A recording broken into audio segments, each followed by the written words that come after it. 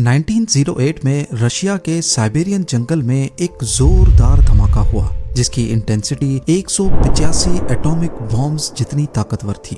इस धमाके की वजह से एक ही झटके में 8 करोड़ दरख्त या फिर 5 लाख एकड़ जंगल की जमीन राख बन गई। मगर जब साइंटिस्ट वहां पहुंचे तो किसी किस्म का कोई क्रेटर नहीं मिला। यहाँ सिर्फ हर चीज जली हुई पाई गई।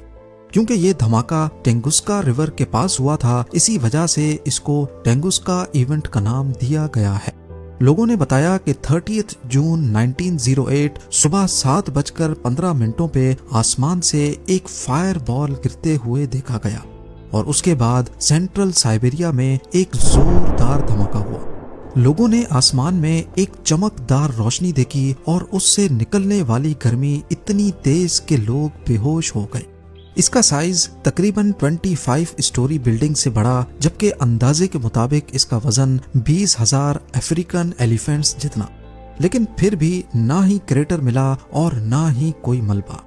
रशिया ने पहली साइंटिफिक टीम साइट पे 1927 में भेजी, यानी इस वाक़े के 19 सालों के बाद। रिमोट एरिया और मुश्किल रास्तों की वजह से उन्हें वहां पहुंचने में कई साल लग गए। वहां पहुंचकर जो उन्होंने देखा वो काफी हैरानकुन था।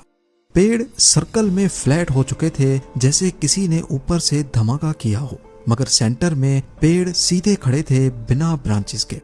सालों से लोग थ्योरीज दे रहे हैं। सबसे ज्यादा मानी जाने वाली थ्योरी ये है कि ये एक एस्ट्रॉइड था जो हवा में ही फट गया। दूसरी थ्योरी ये है कि ये एक आइस कॉमेट था जो पूरी तरह से वेपोराइज हो गया। कुछ लोग कहते हैं कि ये रशियन एटॉमिक एक्सपेरिमेंट भी हो सकता है।